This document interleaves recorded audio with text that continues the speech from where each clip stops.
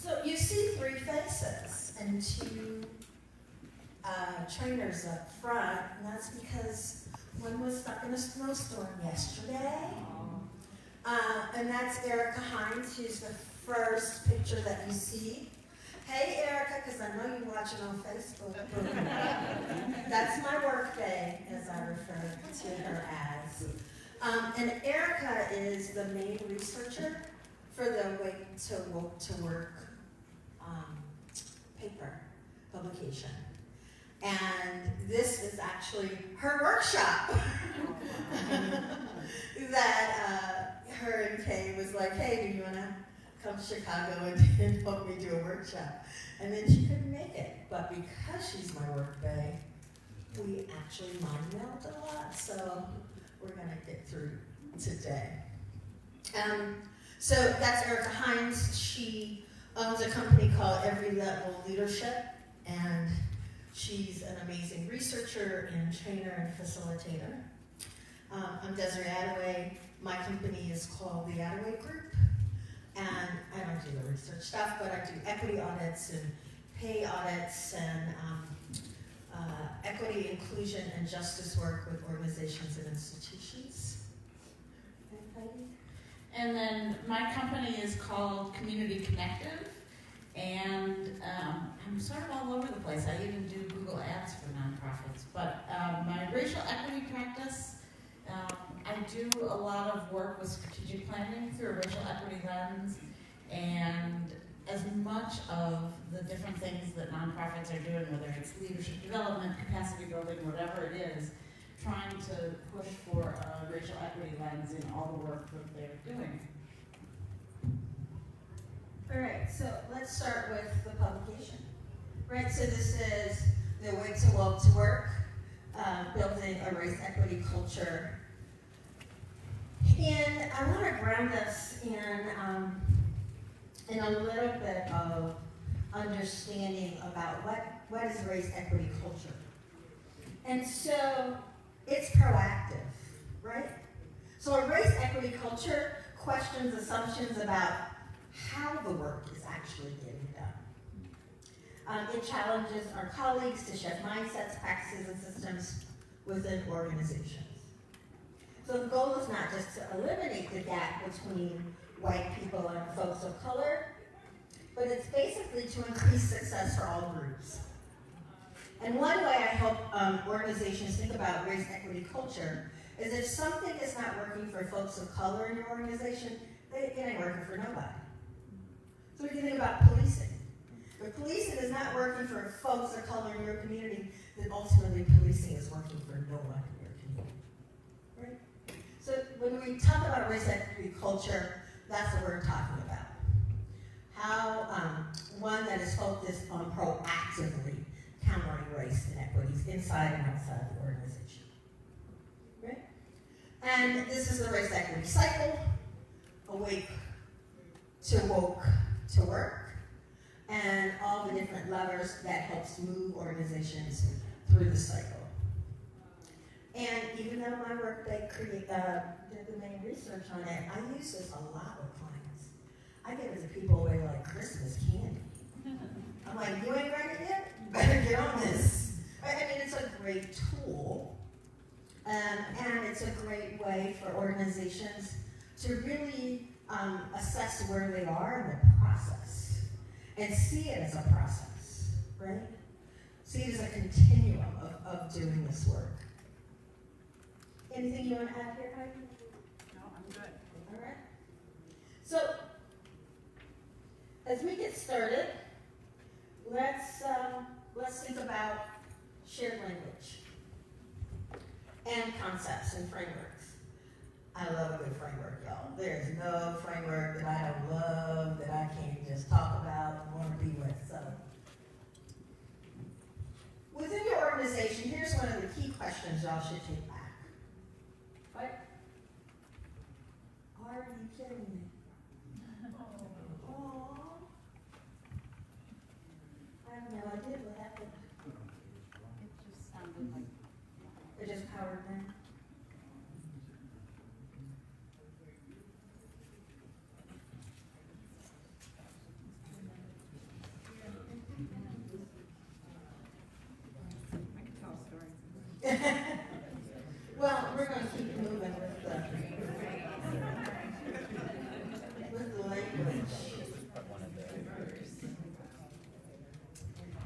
I did a conference one time at on technology for nonprofits, and we were doing it at IIT, which is the Illinois Institute of Technology.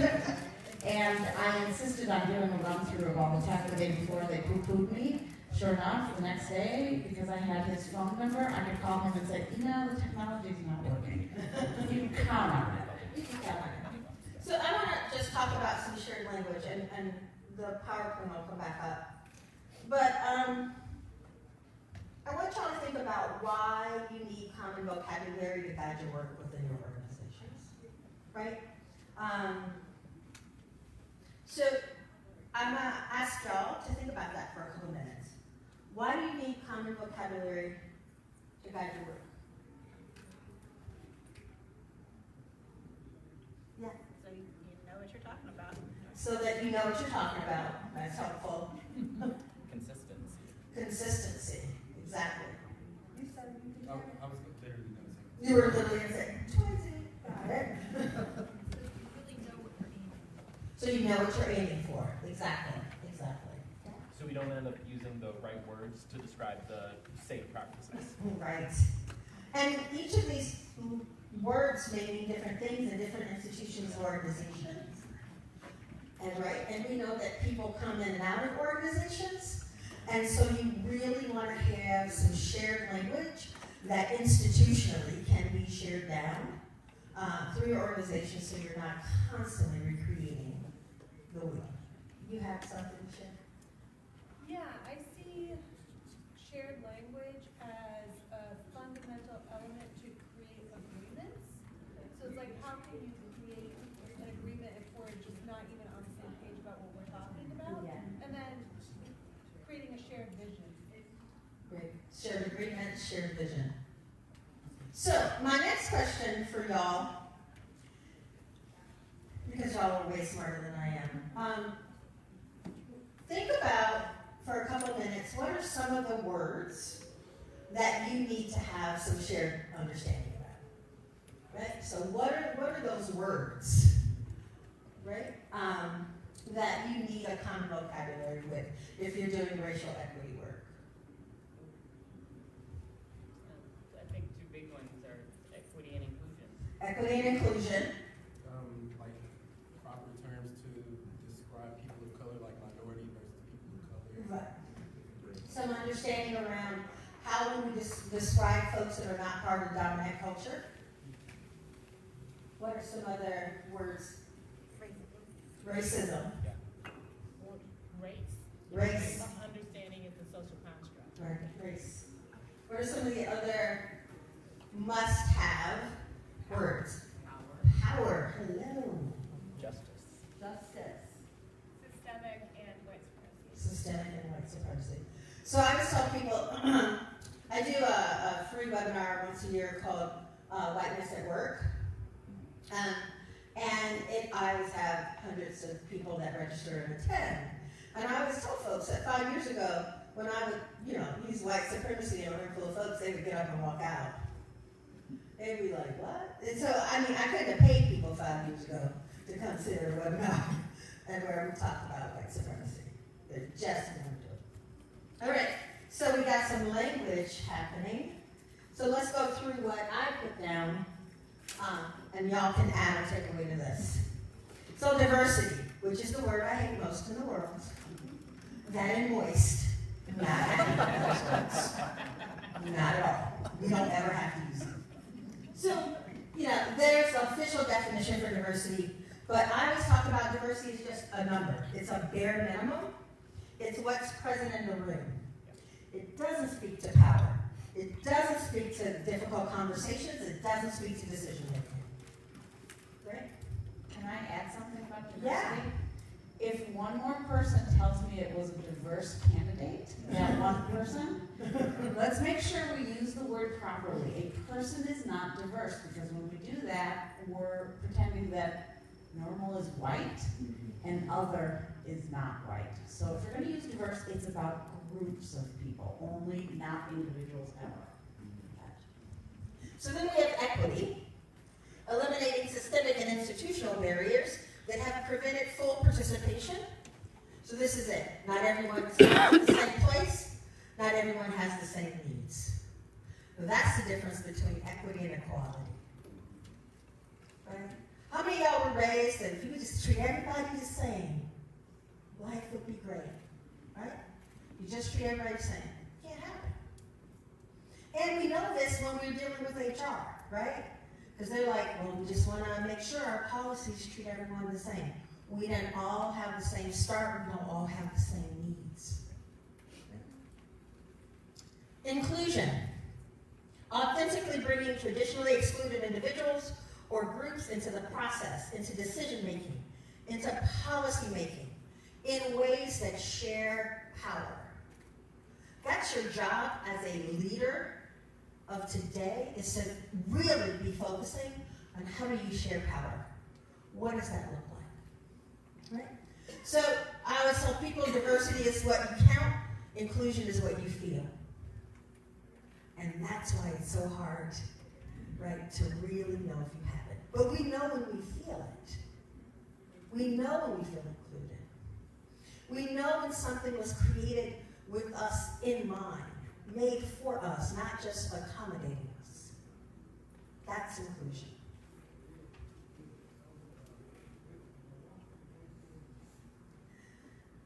Oh, dominant culture.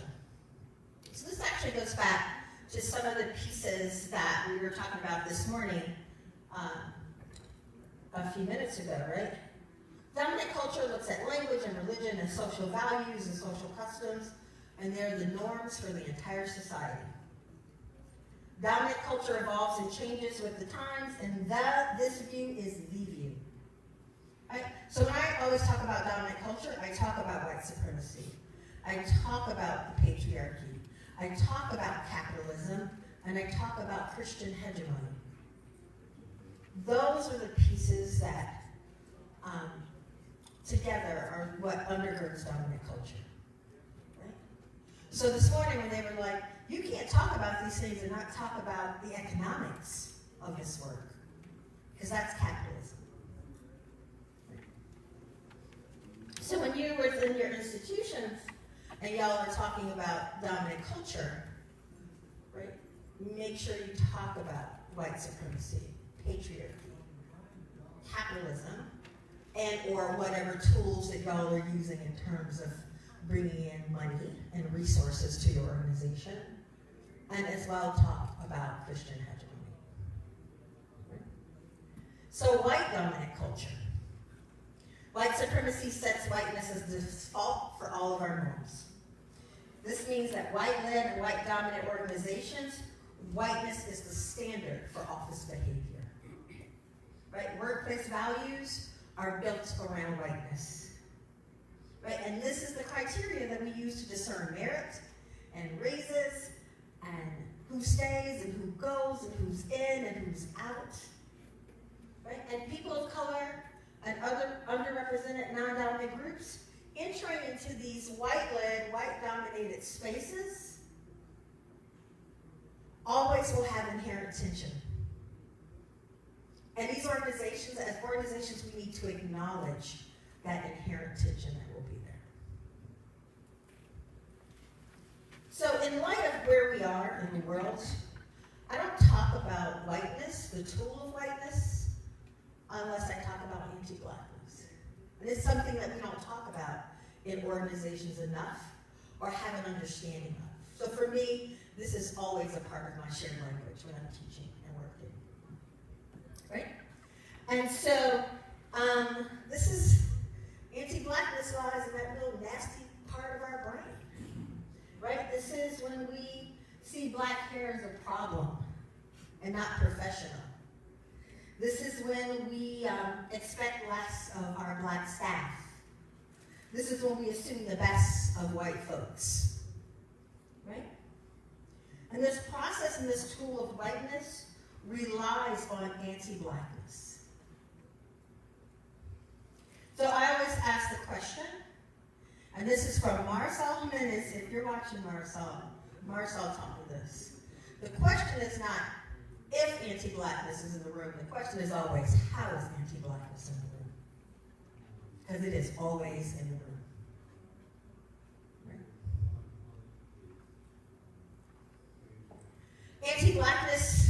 is one of the ways, one of those insidious ways, we decide who's capable and who's credible.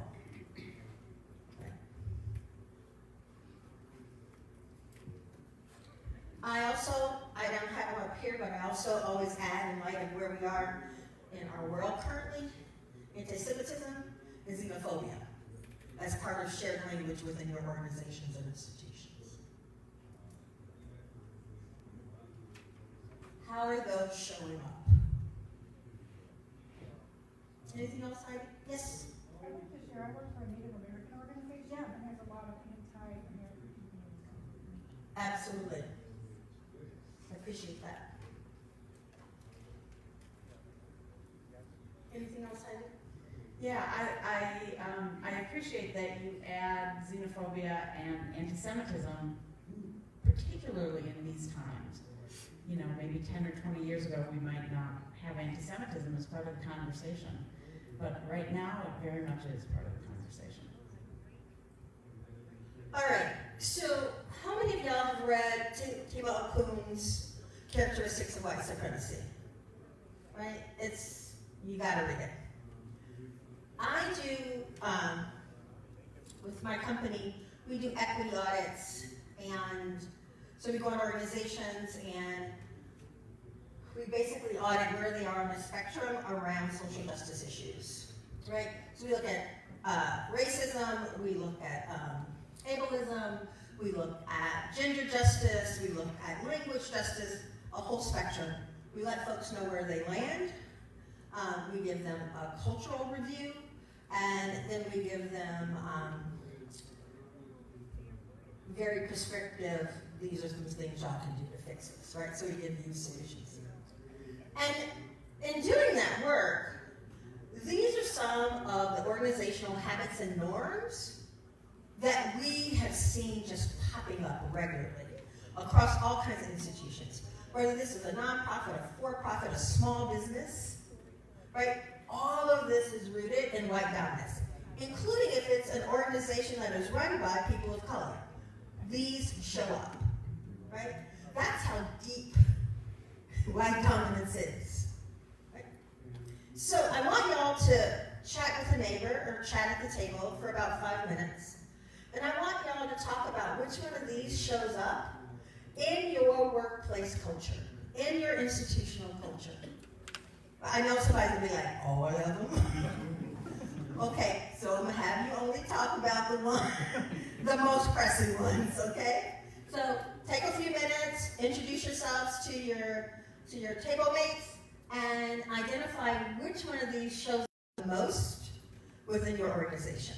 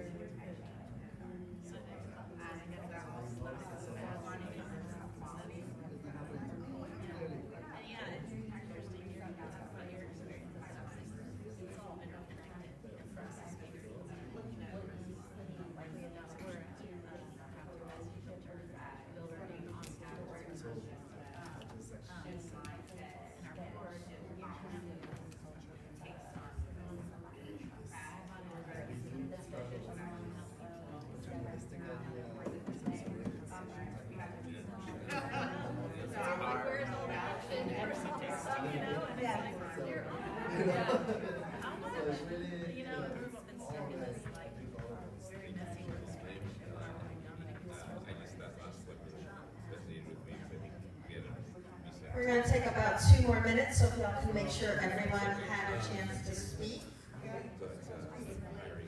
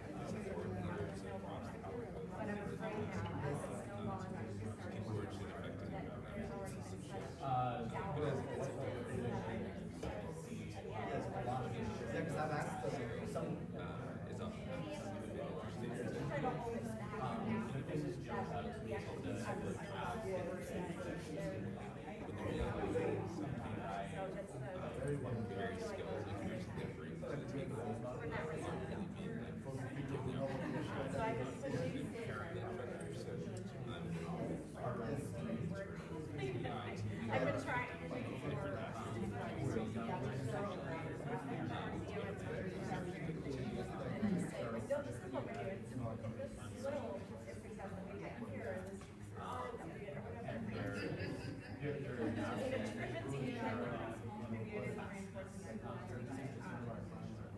If we can begin to wrap up.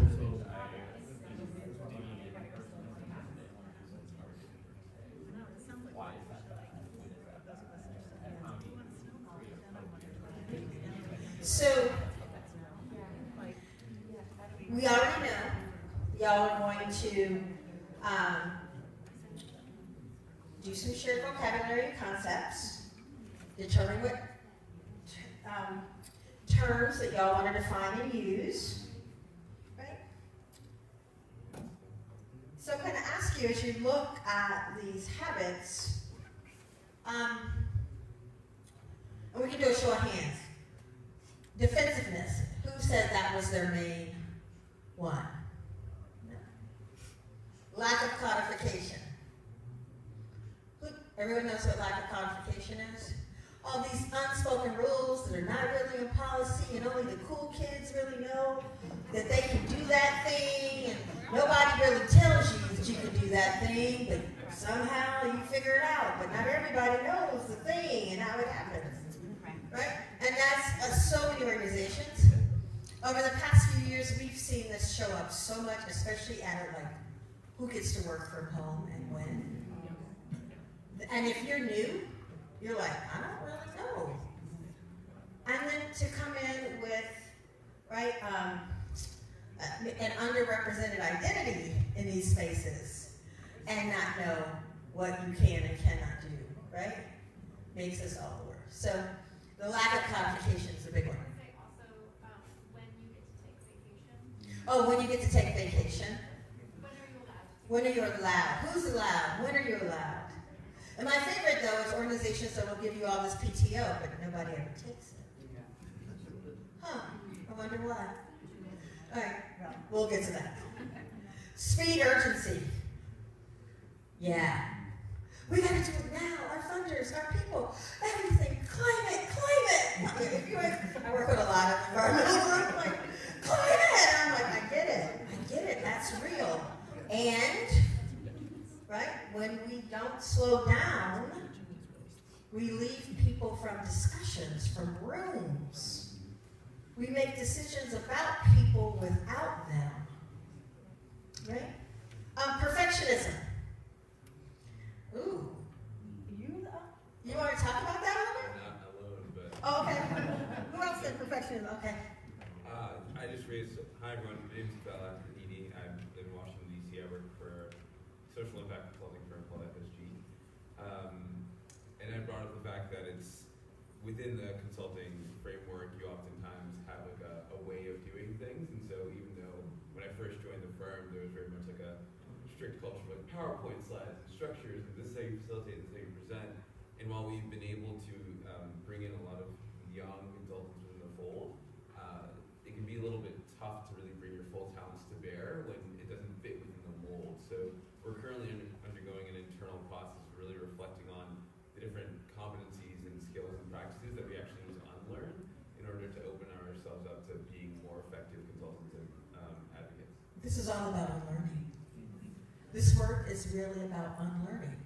And I work with a lot of organizations where, you know, when you look at who's the avatar for who they hire, right, you know, elite schools, type A, right, all of these things, which then, oh, I can't ask anybody, I can do it myself, like all this stuff that leads to this sense of perfectionism. And perfectionism is a tool of white supremacy. I cannot say that enough.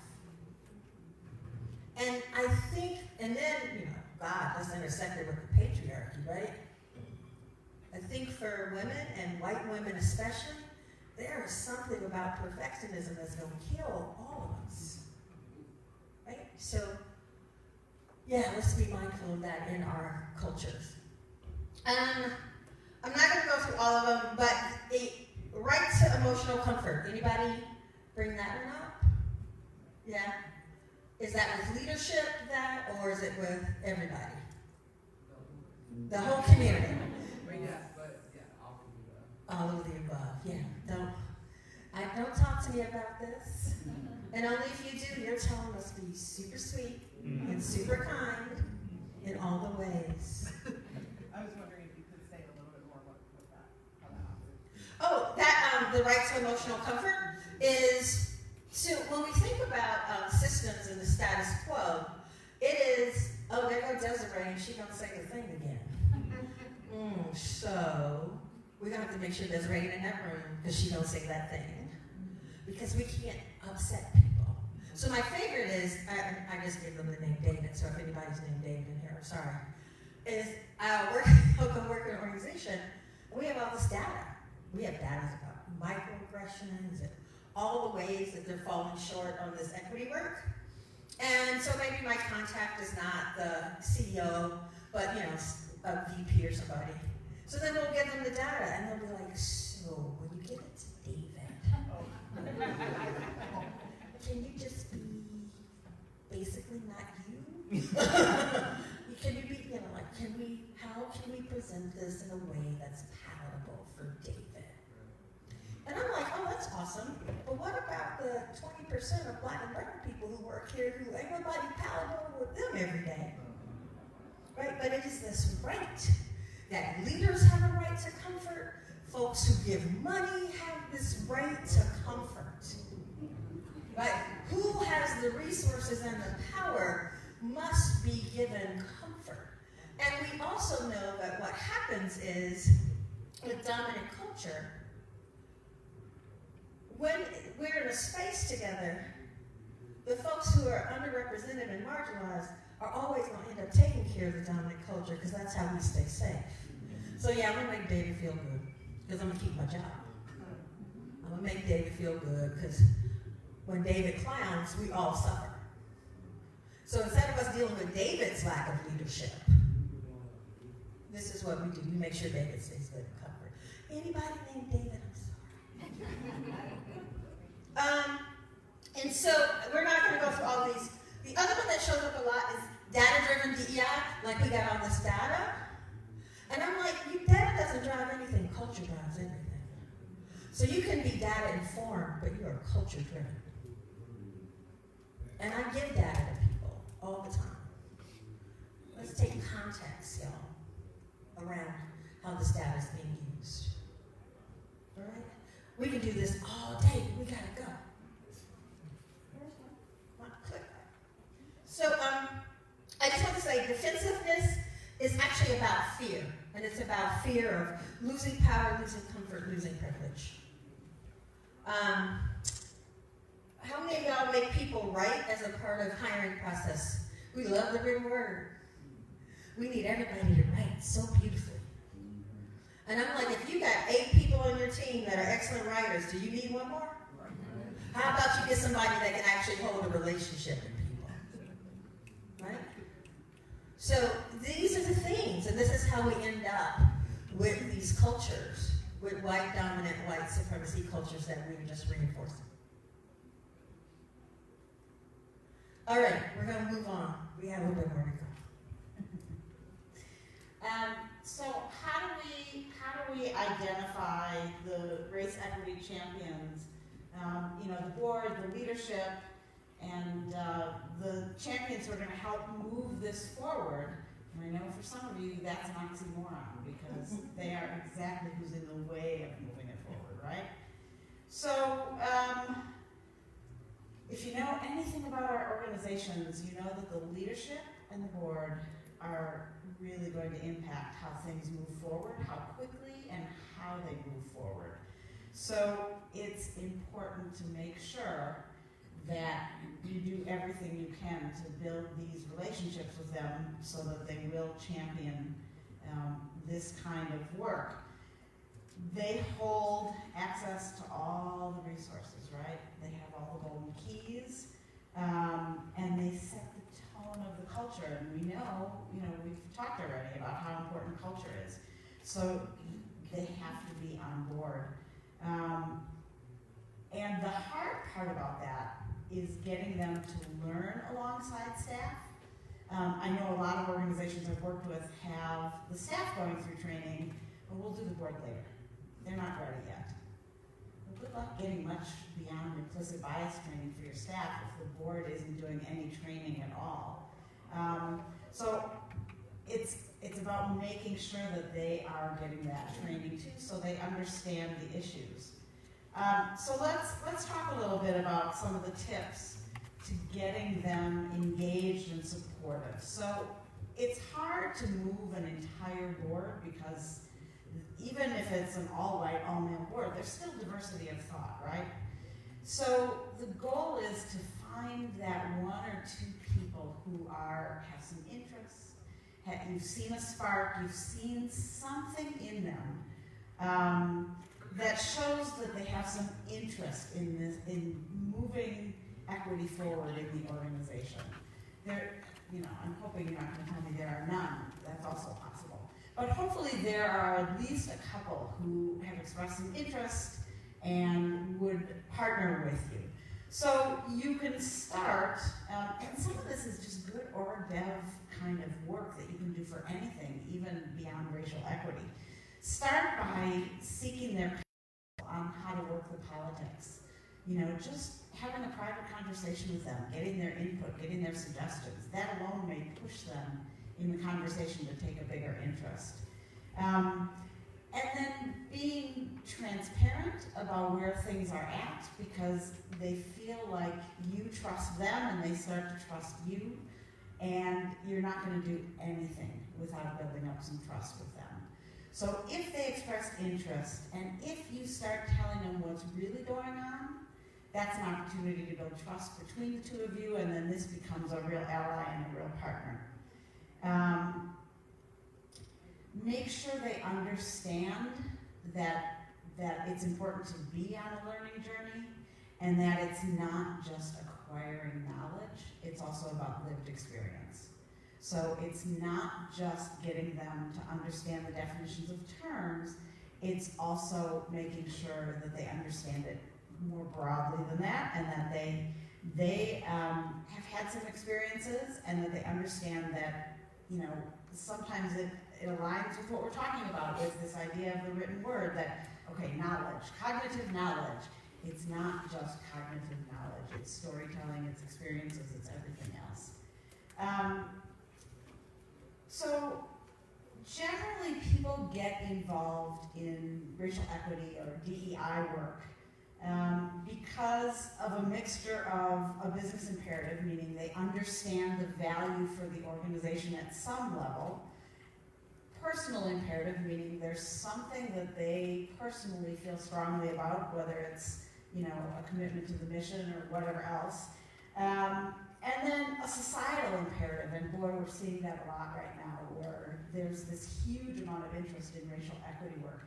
And so it's the combination of all three of those that gets people to this point.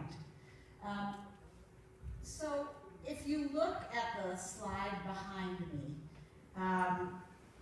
you can see at the top, it talks about interpersonal and reaching out and waking up. And people frequently have something that jars them and pushes them on this journey. I mean, for some people it was Trayvon Martin, or it was the election of Donald Trump, or it was seeing all these marches, or seeing a video on Facebook of something a cop was doing. There's something that jolts them into seeing that the world is not the place that they thought it was. And frequently this is about white people. I mean, I don't know about the rest of the white people in the room. I grew up thinking the cops were great and were my friend, and if you were nervous and needed help, you should find a cop. And then I started hearing stories and learning differently, and it wakes you up a little bit. So people tend to have those kinds of experiences that get them started in this. And so the idea is, once you see those things, you can't unsee them, and then it becomes the work of everybody who understands that to go through this cycle that we're talking about in Awake to Woke to Work, that it's on all of us. Sometimes people feel like they're not the leader, or just tell me what to do is one of my favorite things to hear from people at nonprofits. Just tell me what to do. It's really on all of us to take a leadership role. And once we see it, it's on us to keep moving forward and work through all these levers that are a part of this. Can I add one thing here? So this is the Cycle of Liberation by Dr. Bobby Harrow. There's a companion piece that comes before this, which is the Cycle of Socialization by Dr. Bobby Harrow. And in that cycle of socialization, it talks about how we're socialized into this world and how we keep the status quo. Because the reality is, one of the gifts that you get by helping and keeping the status quo is you get the gift of being left alone. Right? Which is why we don't say the thing at work when we see the thing, right? Because we're like, I need to be left alone. So in a lot of ways, for that system, we are either complicit with the system, right? Or we're cooperating with the system in some way. And this is the companion piece. So at the center of what keeps the status quo going in the cycle of socialization is fear. I don't know what to say, so I say nothing. Right? It is not having knowledge. It is us just being scared, like this is overwhelming. But when we talk about what do we need within our institutions and organizations for liberation, because liberation will ask you not only why was your organization and who created your organization, but who was it created for? And at the center of any work that is liberatory is self-love, self-esteem, balance, joy, support, security, and some kind of spiritual base. We cannot get free without those things being at the center of our work. Right? So this is the Cycle of Liberation by Bobby Harrow, and it's a great tool to use with your boards and with your community champions to try to talk about the process of how we reach out, how we build community, how we coalesce, how we create change, how we maintain, and how we get ready to continue this cycle of liberation. Right? It's a great tool. Because we've been talking, Heidi, can we ask folks at their table to talk about tips that they've used to deal with their boards and other kind of stakeholders, how y'all brought them along? So if folks want to take a few minutes at your tables and just talk about how we brought people along and share some of those tips with each other, I think that'd be great. Got about a few minutes, about 4 or 5 minutes.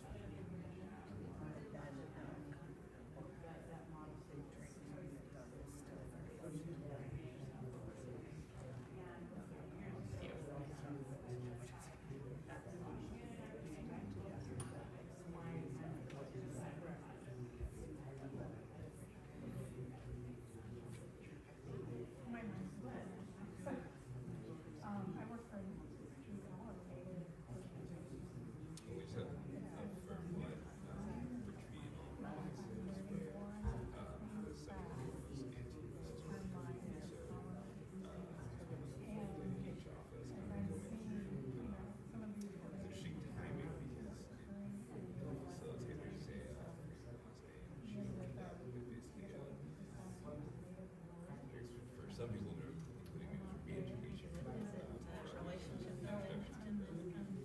Black women massacre, which also again, timing being watching the series. They also opened the first episode with that scene, but it set the tone. Very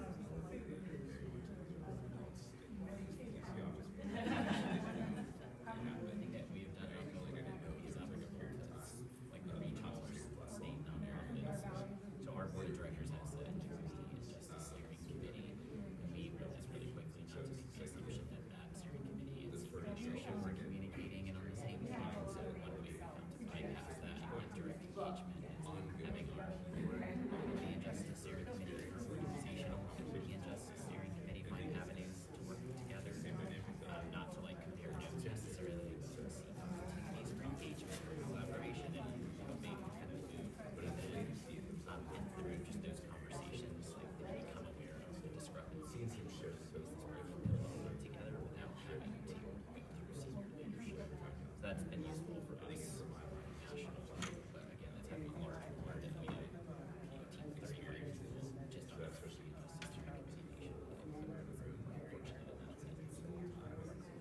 Unfortunately, our equity and justice committee, our board of directors, is our largest committee with 12 members. A year. It's not the largest, most engaged committee with a board of directors. Right now they're working on practices to do better outreach to engage members.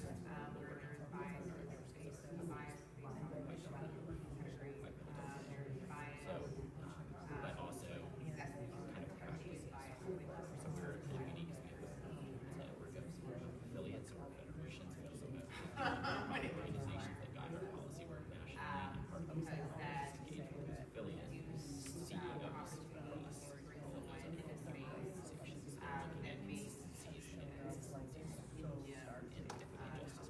looking at consistencies and inconsistencies in equity and justice practices amongst those 50 organizations. Changing and shifting mindsets around that, and just always talking to people. So I don't know if that's all here, but yeah, it's only people of color to be adopting culture. That wasn't my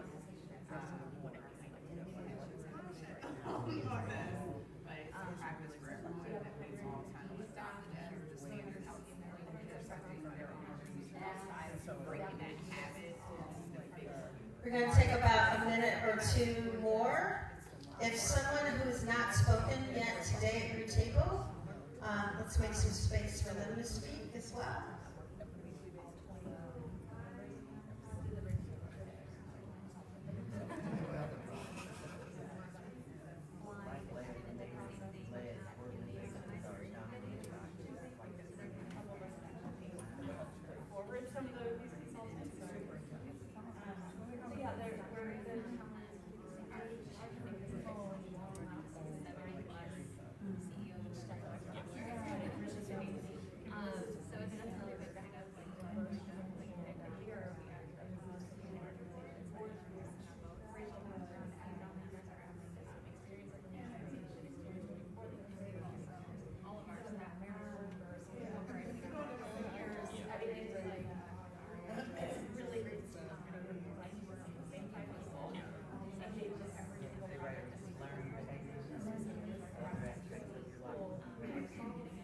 It's good to hear in terms of the state. One of the things we ran up against was thinking about longevity and like enthusiasm behind this work. And since one of the consultants, like the Lynn group in DC, they recommended said, like, kind of cap your steering committee at 10% of your staff level, so that way you can ensure there's like people cycle off. There's like people next year are still willing to step in and they have energy, and then the year after that, so like thinking about how you, because if not, then people burn out in year 2, and then everything just stops.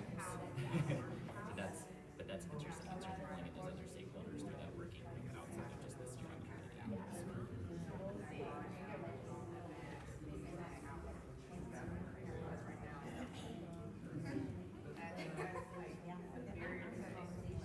So finish up what you're saying.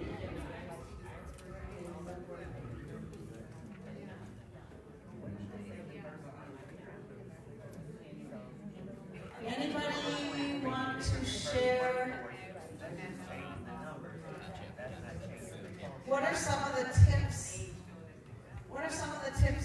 found at your table? Anybody want to share any? What tips did you come up with? I know y'all got some. Yeah, right? Not one tip. Okay, so you and then, what's your name, Michelle? Michelle.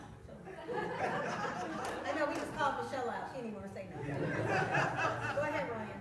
Hey, my name's Ryan. I use he, him pronouns, National Wildlife Federation. I was just mentioning to this group one thing that we found useful is, so our board of directors has an equity and justice committee. It's actually our largest committee right now, and then we have an internal staff-wide equity and justice steering committee. And in order to kind of bypass the coordination between the board and senior leadership, we now have conduits for the board committee and then our staff steering committee to be working together to ensure alignment in our equity and justice work. And kind of now has really opened up a better dialogue and being able to bypass that kind of singular, linear relationship with senior leadership that typically Was it a process that got you to that? some really headstrong folks pushing continuously without fear to get it. In non-leadership positions? And non-leadership and a new position, actually. What opened the door for us was we now have a director of equity and inclusion. Nice. And when they came on board, they fought to have the CEO make sure that happened. That's not always the story when the equity person is brought on. No, absolutely not. Frequently it's a title, Yeah. so it's good to hear that it's working. Great. My name is Michelle Kim. My company name is MK Consulting Group that focus on diversity recruitment, specifically for education reform, as well as nonprofit organizations, so in schools that serve low-income students. Initially, what I was mentioning was around implicit bias and how to navigate through that when you're making a hiring decision, as we typically go to the white dominant structure of a certain pedigree, experience, something that's similar versus not tapping into hidden potential. But then the last part that I mentioned was around for leadership to actually be vulnerable. This perfectionist syndrome that we have to know everything, and actually being vulnerable from leadership down, that gives an opportunity for people to be more vulnerable and share, versus always being a person that knows everything and admitting that, okay, we don't know this, so how are we going to come together and actually come up with a solution to do it right, versus saying we don't, that I know everything, therefore I'm going to make some mistakes because I don't know it, I know, but I have to put on this face, this mask, as if I know everything and have to do it right. So kind of led to that. Go ahead. How do you, I always want to know how you get there. Because in concept, in theory, of course, absolutely. But you can't just say to your board, okay, be vulnerable now. So how do you get there so that they are willing to be vulnerable? It takes creating a space where you can be self-reflective. I haven't mastered this, but it really depends on leadership. If that person is so open-minded to say, hey, I brought you all in here for different skill sets because you're all geniuses in your own way. Collectively, we can come to a solution. We're not going to always know it in the moment, but if we think through it, we'll figure out a way. But that depends on that leader being that vulnerable to share like that. Yeah, I think it's the vulnerability, and there also needs to be a piece of where people actually see people fail, and it's not a problem. And it's not even framed as failure, it's framed as a learning opportunity, and now we know more, so we'll do it differently next time because of what we learned, and that failure is valuable as opposed to something to be avoided at all costs. Because our systems and our structures and white supremacy will tell you, you didn't make a mistake, but you're a mistake. And we see that show up in organizations, right? You only as good as that last project, that last good thing you did, right? And then, then you're done, and it turns on a dime, right?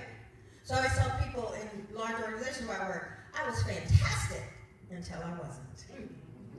And they don't tell you when that's happening. So it is really about creating these cultures where we grapple with issues publicly. Right? And if you have an environment where people don't even bring a PowerPoint to a meeting that is not 100% done, and I've worked with those companies, They're like, you don't bring anything that's still in draft form. Like, I don't even know what that means. Like, of course, everything's in draft form. Everything is up for editing, debate, and and work on. But they're like, no, everything has to be 100% right when we bring it to a meeting. That's not an environment that will allow you to make a mistake. And then I think the other layer of that to think about is I don't want to hang with perfect people. I want to hang with people who are not perfect because I can relate to them, right? They're vulnerable. And so the whole idea behind white supremacy is not having relationships. And if I'm in a place where I can be vulnerable and other people can be vulnerable, I can then build relationships with those people. And so instead of constantly being by myself because I can't let anybody in, because if I do, they're going to know all my dirty secrets. If they know my secrets, they're going to like me better, and I'm going to like them better, and now we have relationships. And I'm a firm believer that we need to get a gong at every organization, and as soon as somebody makes a mistake, we need to gong that thing because it's time for celebration.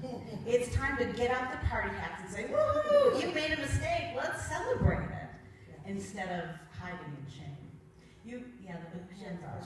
Yeah, I think an interim step also on the subject of vulnerability is leadership acknowledging and appreciating when others are vulnerable.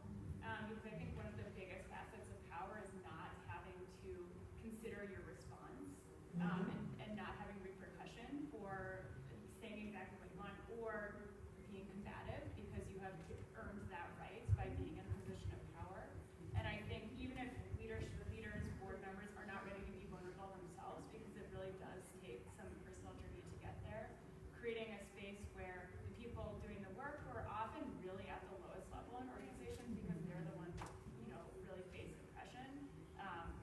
That's a blanket statement, but creating the space where that their vulnerability is really appreciated and heard and creating space for them. I was going to say, I always talk about creating brave spaces, not safe spaces. Right? Yeah. Safe spaces keep the status quo because I'm going to make sure that the people at the top feel good. Right? Whereas a brave space, you don't talk about power and who has it and how is it being wielded. If you haven't seen that show, it's like Undercover Office or something like that, where the head of the company goes and serves a bunch of jobs in the company. Undercover Boss, thank you. If you haven't seen it, it's really a good idea to watch. Because what it shows is all these CEOs going in and trying to do the jobs of the people on the line, wherever it is, and how hard those jobs are, and how many obstacles they have to doing those jobs. It's kind of like, walk a mile in my shoes and experience, and it's really powerful. And so good leaders understand how to do that, to have some appreciation of exactly what you're saying. Who else? Hands up. I feel like I'm pretty real similar with the Evangelical Church of America. We're the whitest denomination in the country, and I'm the only Native person at church-wide of 1,000 people. So we have 3.8 million ELC Lutherans in the country, the progressive Lutherans, right? So we're challenging ourselves with conversations around racial equity and how do we build relationships and some really appreciative words this morning at this table. The vulnerability piece really gets me because I feel like what we're doing in our denomination around racial equity, we're putting a lot of the burden on people of color. And as the only indigenous person in the space, a white space, the way I get people to be vulnerable is sharing stories and are contextualizing kind of like our humanness as indigenous people still in these spaces.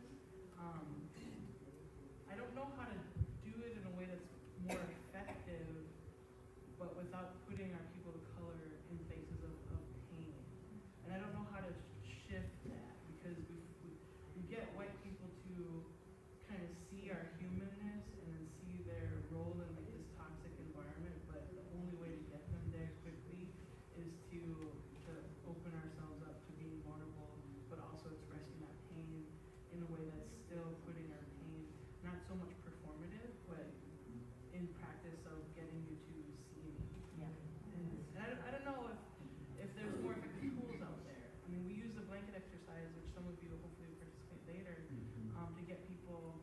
level of understanding justice and equity through an indigenous lens, but you're doing that through our pain and trauma. And I don't know if there's other tools that help.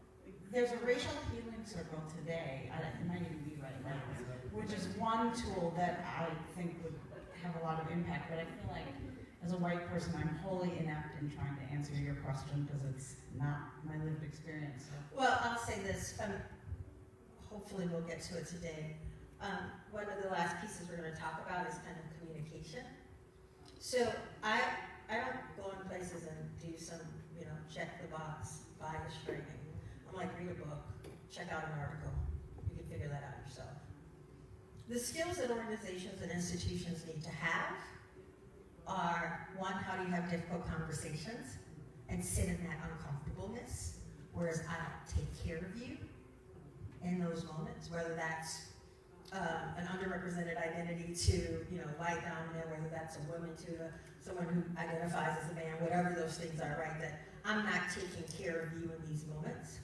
And the other piece that we really have focused on teaching is how do you apologize for impact and not intent? Right? Because when you apologize for intent, I end up taking care of you in those moments because it's about you. It's centered about how sorry you are and what you did. And when we focus on apologizing for impact, and I'll talk about this a little bit more, then that's actually about the harm that was done to me, right? And how you want to hold yourself accountable to that. Have y'all seen this framework, Liberatory Consciousness by Barbara Love? So this is a very simple framework that I use a lot in my work.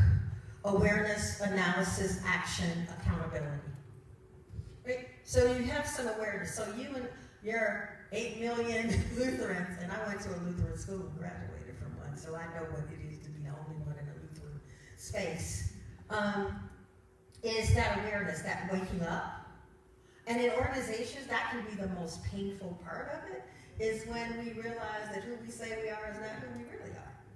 And we don't want to deal with that, right? And then from that is analysis.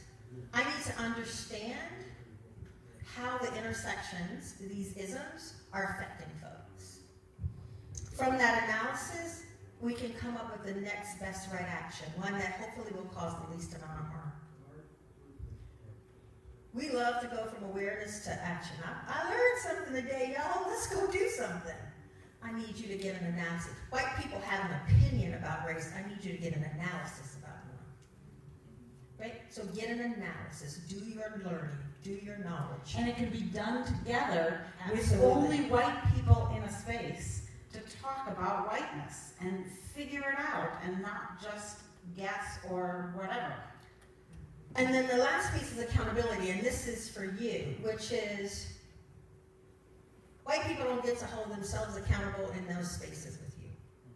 And you don't have to do that. So y'all need to find maybe a third party, an outside group, community, that will hold them accountable for what they say they're going to do. We don't get to hold ourselves accountable as we do this work. Other folks hold us accountable. And I say this to leadership too. You're all like leadership, don't get to pat yourself on the back and hold yourself accountable. Right? It's who, because accountability is about allyship. It's about that connection. I only hold people accountable that I actually care about. Right? Accountability is not punitive. It is deep love and kinship. So I always tell people, I don't care about my ex-husband, so I don't hold him accountable for nothing. I care about my children. I hold them accountable for everything. Right? You only hold people accountable that you care about, institutions that you want to see do better. So I would suggest, is there a group of white folks or a separate community that can help you hold those folks accountable? Because you shouldn't have to hold that yourself. And I would also say for you, I would go in and make sure they give me some added support, whether that's coaching, whether that is counseling, whether that is more time off, to give you the support you need so that you can continue to show up in those spaces. Right? We don't all have the same starts. We don't all have the same needs. What do they need to keep you whole and healthy in doing this work? And then that's what they should be providing for you. There needs to be some good white allies to That's right. support you too, who show up. Okay, We only have 15 I know. I'm gonna cruise through some of this really fast, and I'll stick around, and I'm sure Desiree will stick around for questions. So the other part of the question is, what resistances and challenges will you face, and how can you overcome them? So I'm guessing a lot of you have people who are doing diversity work, and that's kind of the extent of what your organization will do. I've had clients come to me and say, we need to hire more black and brown people. Will you help us? And my first answer is no. Because that's not going to do anything. You're going to have a revolving door, and you're going to cause harm. And so organizations have to get really clear on the difference between having a diverse workforce, which is a result of doing equity work, creating an equitable organization, and an inclusive organization. Diversity is a result. Now, there are people who believe that diversity, purposely hiring, is part of the process. I'm a believer it's a result. If you do this work right, you're going to have a diverse workforce. The other piece, your organization hopefully sees it as fundamental to the mission of the organization. That you can't do your mission the way you want to do it and be equitable and do your mission well. The more equitable you are, the better you'll hit your mission and your vision. I can't stress that enough. People think it's an add-on. It is not an add-on. It is the very fundamental basis of the work. It's first. And then seeing it as a transaction, Lordy, the $16 million organization that wanted to pay us $2,000 to do racial equity work with them, because check it off the box. It's transformational, it's relational, it is not a checkbox. It should be a process that you go through, not a session that you sit in for 2 hours. And hopefully your leaders understand that this is mission critical and it's about a process. I have one more quick question and then we'll move on to the next section. What do you do if you really don't have leaders or board who understand the importance of this? What do you do at that point, other than quit your job, which is maybe an option? What do you do if you don't have leadership?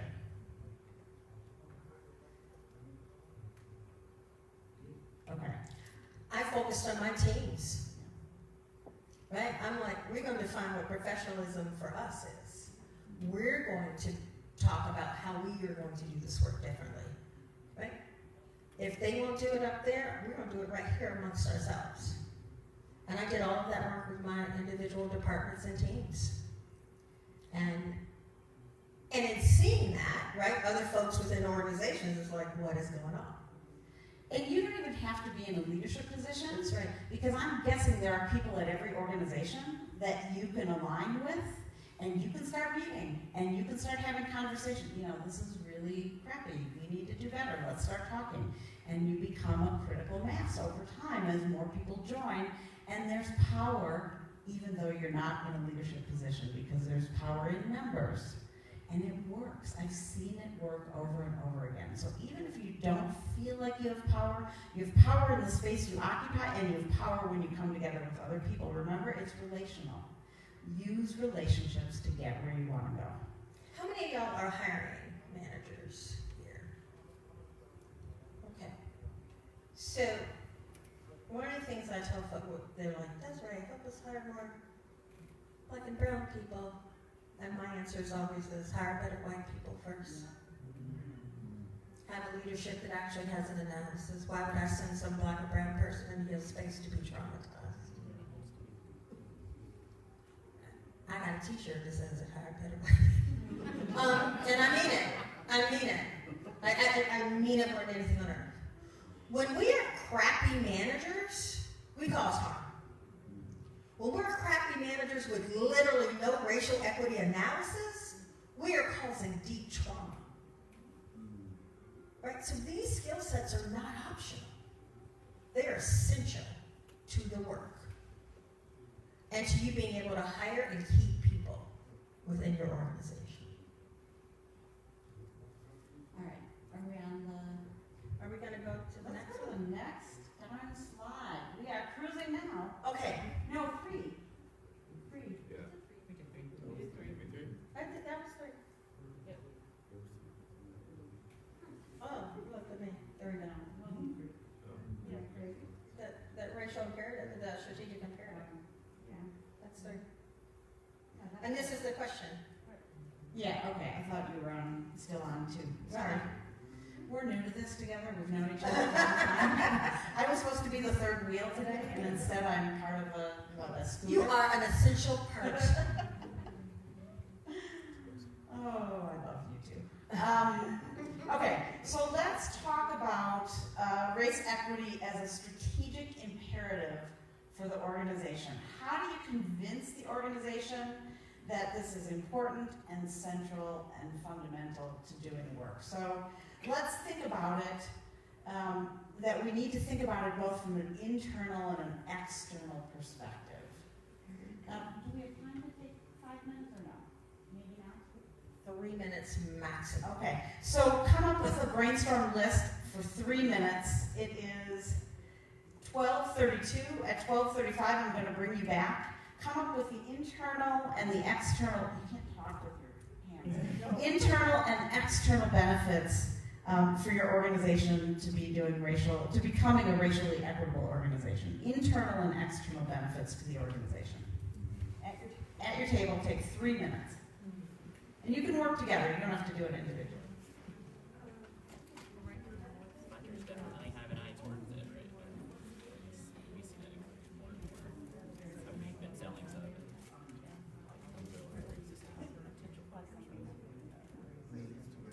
And it's unfortunate to say that.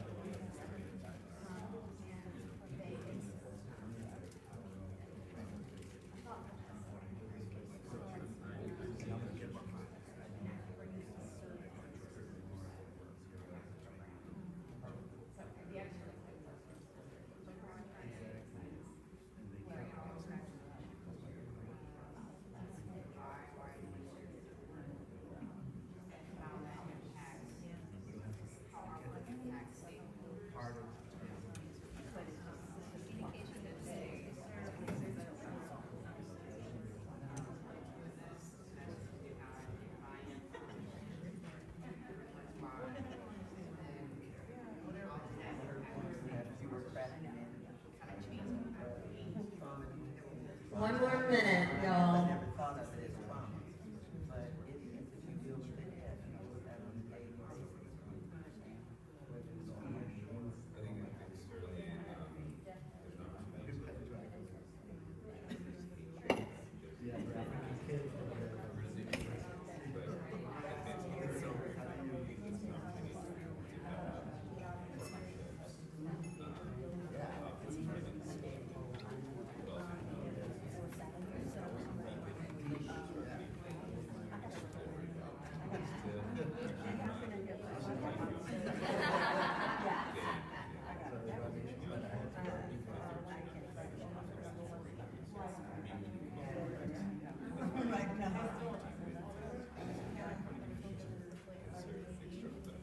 Okay, time's up. Time is up. Internal, just shout out some of the internal benefits. Just shout them out, popcorn style, as they say. What is it? Better internal culture, just the health and happiness and well-being of your staff. Happier staff, healthier staff. What else? Improve psychological safety. Yes. Great. Improve I'm going to say it because then the video, they can hear it. Improve psychological safety. What else? Better program outcomes. better program outcomes. So that's kind of an external benefit, but also an internal benefit. We can do both. We can do internal and external. I mean, you all have seen the studies. You get better decision making, right? Because you have more people in the room with different ideas. You're more creative. You're more innovative. All that stuff. You figure out how to collaborate with each other. What else? Just shout it out. Building better relationships can lead to expansion of your organization and including more people in your community. Sure. So you're building a broader base of support, for sure. Because you're building more relationships. Bless you. What else? Sometimes attract more funding. More funding, for sure. Sure. And you're probably doing some better work, so they want to fund you. What about how you serve the community? You're not, I mean, I think of commercials. Think of the commercials like the Pepsi commercial with one of the Kardashians, where she gave a Pepsi to a cop. The commercial, the Dove person who kept taking off shirts that were dark, and by the end she was wearing a white shirt to sell Dove soap. I mean, you know, if you have somebody in the room who feels like their voice matters and can speak to that when we white people are too stupid to see it, you don't make those mistakes, so you don't take those risks. Talked about increase in retention. Any other benefits? Did you, was it Karen who said you do better? Remind me what you said about better programs. Better outcomes. Yeah, better outcomes. Okay. Great. Some of these are just too many words to say right now. So, we don't. Go ahead, Desiree. I'm gonna skip all this. All right, y'all. So one of the things that I would have us think about is how do we actually have the conversations that we need to have? Right? So a lot of these organizations have a culture of being nice. So the question is, what do you lose by prioritizing niceness?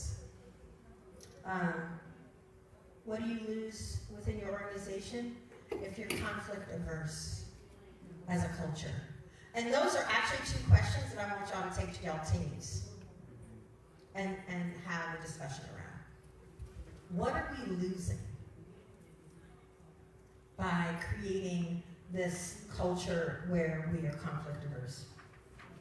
The other question I want you to take back to your teams: what conditions are needed to build the trust necessary to have difficult conversations? What are the conditions that are needed to build trust that's necessary to have difficult conversations? Because what the research tells us is we only take feedback from people we trust. There's a Harvard research report on it. And it is my favorite, because it's like, oh, you hashtag Desiree Adaway, you down for me? I'm listening to everything you got to tell me. If I don't believe you see me, you acknowledge me, that there's no connection, there's no trust, you can be giving me great feedback, I ain't listening. Because I don't trust you with what you're telling me. Right? So trust is at the core of having these conversations. Right? So there are a couple of questions that I always ask myself. I love having difficult conversation. I love talking about it. I'm like, ooh, it's the elephant in the room. Let's play it out, y'all. Let's do it. Right? Because that's actually how we get to doing the good work. So the main question that you want to ask folks, that you want to think about before you're engaging in a difficult conversation is this: what's the relationship that I want to have with this person after this conversation? Because that tells you the tone, that tells you the language, that tells you how much work you're willing to put into it. Right? My youngest child was my greatest gift and my greatest teacher. And when she was a freshman in college, Lord have mercy on us. And I would always say, you and I will always be in a relationship. Nothing is going to happen that will take that away. So if we got to talk about things 18 million times, if I have to watch my voice and think about the language I want to use, then I'm going to do all of that, because being in right relationship is more important than being right. And we don't get that. We want to win. So, right? So there are 3 steps to like a battle, right? So the first step is somebody does something that's annoying, and you never say anything about it because you're nice. And they do it again. They may microaggress you. They may say the thing, and you don't do anything about it. Or you see them microaggressing somebody else, but you don't say anything because you're nice. And we don't do that here. Right? And so then the next thing happens is now you begin to feel some way about that person. That Ryan, he said those things multiple times in that room. And now Ryan and I are on a project together. I don't trust Ryan. I ain't giving Ryan my best work at all. I ain't reading Ryan's emails. I ain't responding to Ryan's messages. I'm doing a little passive-aggressive communication. Right? And I really don't like Ryan now. I feel some kind of way about him. But do I say any of this to Ryan? Nope. I go to Heidi and I'm like, did you see what Ryan did, Heidi? Susan, Ryan, what you think? Right? This is what we do because we're trying to build an allegiance around everybody that no longer trusts Ryan. Are you spying on us? I just know how it goes. So then this is my other favorite. Hetty goes home and Hetty talks to her partner about Ryan, her best friend, her minister, her next door neighbor. Hetty has yet to talk to Ryan. When you have to talk about somebody to somebody else, it's time to talk to them. But we do this in these institutions and at work all the time. So then what happens, we're in phase 3. Now I really am out to get Ryan. Right? Ryan got the project I wanted, or the funding I was looking for. Now I'm coming after Ryan. Ryan does not know this. Because I never told Ryan that what he said I found offensive. So I'm at World War III with Ryan, and Ryan is living his best life and thinks that everything is perfect. And we're creating these toxic environments where we don't have real, meaningful conversations with people. Right? So the last thing that I want to talk about, we got 2 minutes, but I want to talk about how do we apologize. Because this is it. We're going to mess up as companies, as institutions, as organizations, and as individuals. So, apologizing for impact. Let me tell you what that looks like. That is us resisting the urge to have this knee-jerk response. We stop and we take a deep breath. So, if I come up to Michelle and I got a nice hot cup of coffee and I trip and I spill that hot coffee all over Michelle, I'm like, oh my God, Michelle, I'm so sorry. Oh my God, look at what I'm a klutz. Look at what I did. I didn't mean to do that. I shouldn't have worn these heels today. I don't know what's going on. I'm so sorry. I'm so sorry. So sorry. I'm sorry. I'm sorry. I'm sorry. Oh God, I'm sorry. Michelle is still burning. And now this ain't about Michelle burning. This is about me and my ridiculousness. Right? Whereas if I took a breath and I go, oh my God, I'm truly sorry. Hey, Bella, can you go and get some cloths, some cool cloths, so I can help Michelle? Melvin, can you please go and get a nurse or somebody so that we can see we need to get her to the doctor? Can somebody, hey, Valen, can you grab that computer to make sure I didn't spill coffee all over it? I need to get Michelle some help. Right?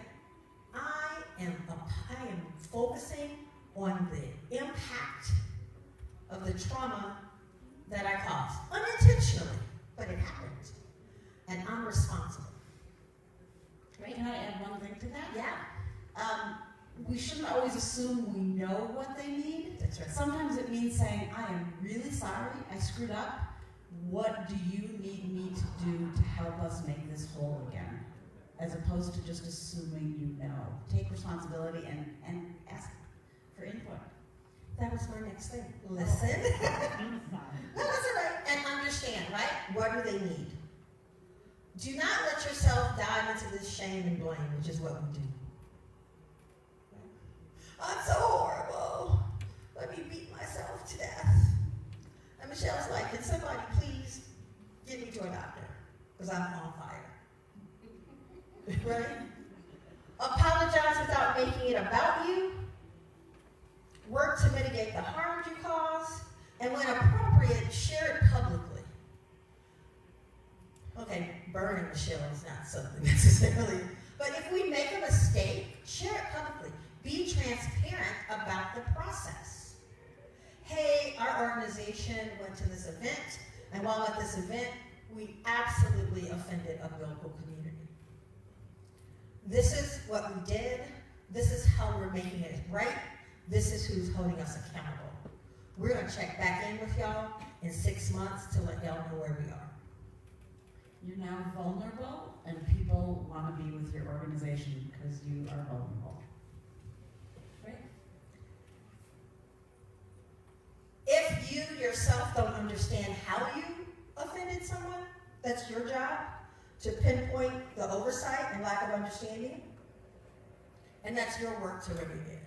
I'm not going to ask Michelle, please teach me how not to spill coffee all over you no more. I'm going to go figure things out for myself. And I'm not going to process with Michelle. This is what we love to do. I'm not going to process the harm that I caused with Michelle. I'm going to call Heidi and be like, Heidi, I effed up. Dude, let me tell you what I did.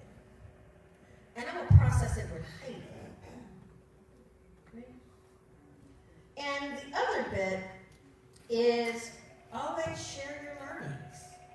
Whether that's on social media, in a meeting, right? As a department, we messed up.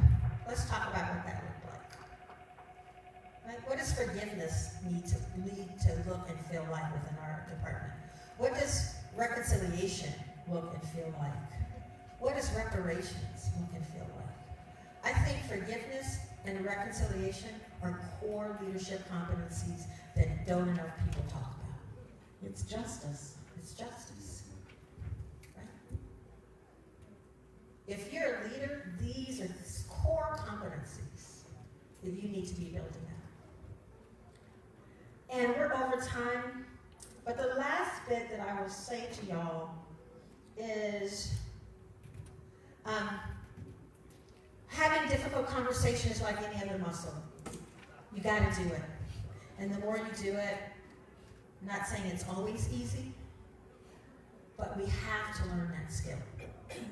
And I push people, because we'll talk about our mistakes and we'll talk about stuff in every other realm. We'll talk about financial mistakes, we'll talk about program, but when it comes to talking about race, all of a sudden we can't talk about that. Yeah, you can. Because the worst thing is not being called a racist. The worst thing is being complicit to white supremacy. That's way worse than somebody calling you a name. All right? We have to show up and be courageous around doing this work. White supremacy wants us to be scared and isolated. Right? And so, I give y'all those questions. We don't have time. Take those questions back to your team.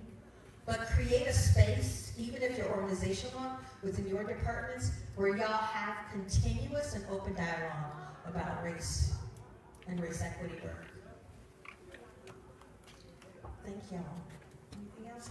Yeah, I want to add one more question. One more question I would talk about. What are you willing to give up? That's right, for equity. What are you willing to sacrifice to make this work? And I'm talking about your personal power. What are you personally willing to give up? What are you personally willing to leverage? What are you willing to put on the line?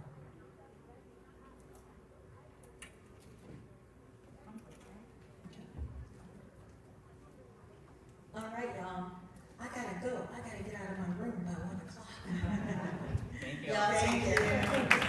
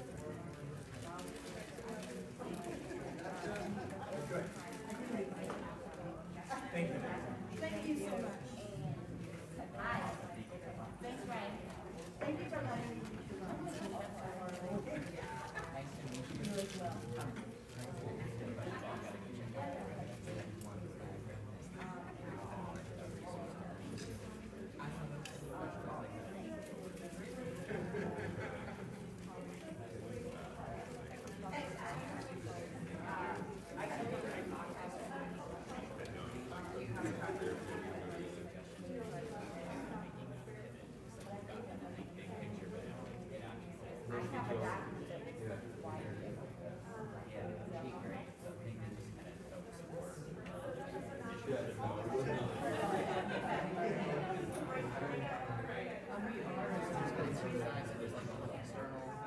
on equity and justice conversation in that department, and then just go into the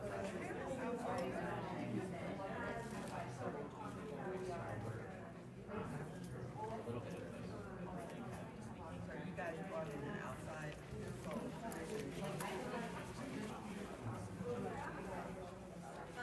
Yeah, Heidi has that. So, I was gonna say, it's easy.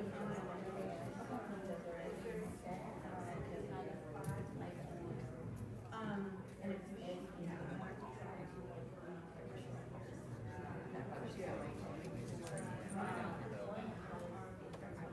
oh, yeah.